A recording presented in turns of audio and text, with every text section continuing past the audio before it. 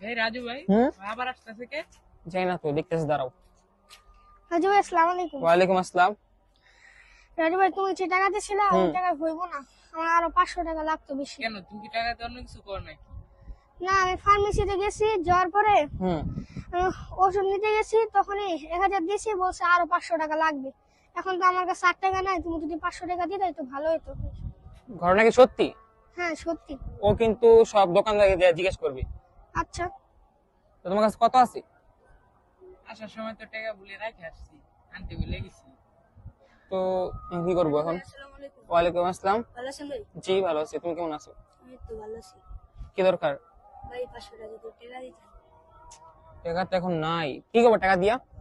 ভাই হাতে টাকা নেই, যখন টাকা একবার বাবা দিয়ে দেবো। না, দেওয়ার দরকার নেই।